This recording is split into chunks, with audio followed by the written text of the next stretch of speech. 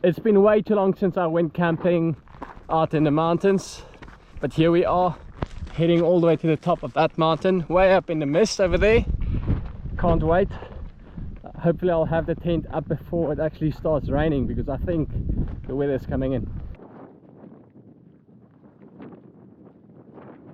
This section is so interesting to see. It burnt along here about 1.5 years ago, and you can see the new growth is really going well, but it's still not very high. It used to be about shoulder height everywhere. You couldn't walk along here, but now it looks like a rugby field.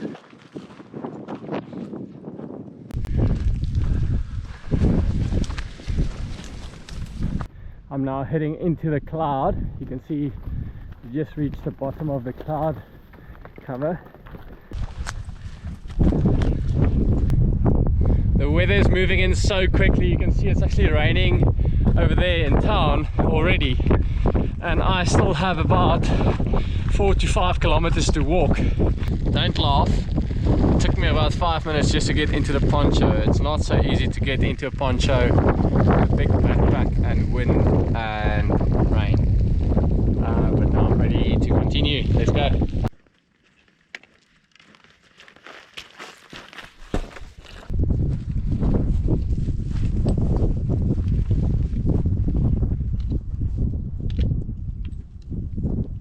To be honest with you, I didn't actually know it was going to rain this much. The forecast didn't say anything about this. It mentioned some drizzles, but nothing like this. But that's part of the adventure, I guess. Look at this cool line. It's a line of quartz in the middle of the dolomite. I think it's dolomite or granite. Yeah, look at that. Just runs all the way through. Weird, eh?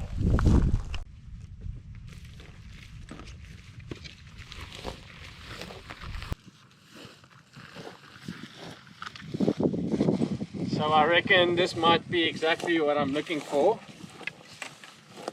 A nice, open, relatively flat section of no rocks, completely sheltered from the western and southern side, so the wind will be blocked completely. It's almost like a little amphitheater. The only side that's open is the northern side, and I'm almost 100% sure that the wind won't be coming from that side. Plus this spectacular view of the valley behind me. So I think this is going to be it. Let's set up camp. Man, I'm so grateful the rain stopped just before I had to set up camp. I knew it wouldn't last, and now it's raining again. Just got into the tent now. But I'm relatively dry, which is good. Nothing quite as uncomfortable as setting up a tent in the middle of rain. That's not fun.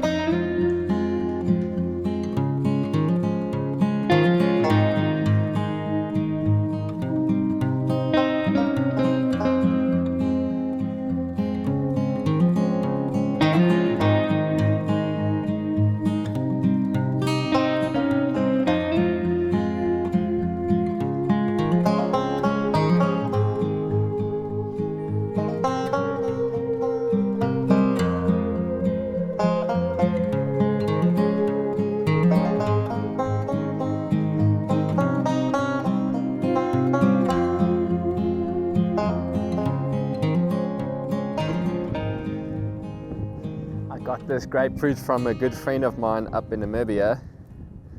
He grew it in his own garden, and that, by the way, is how you skin any citrus fruit. No need to have more than one piece of skin. Anyway, so he gave me some grapefruit. This is actually the last one of the bunch, and I wanted to savor it for a special moment, and what better place and time than Christmas Day on the mountain. Isn't this special?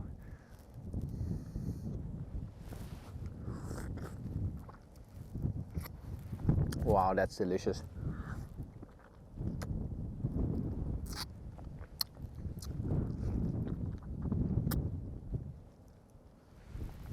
That's very good. Pure Namib Desert sweetness.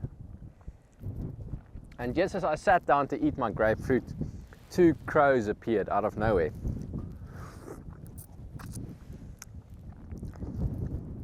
I don't mind them though. I actually quite like crows. They can always be found in the most interesting of places.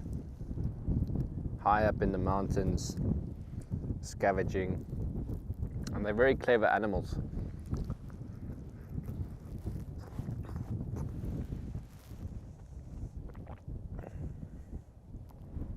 Man, that's good.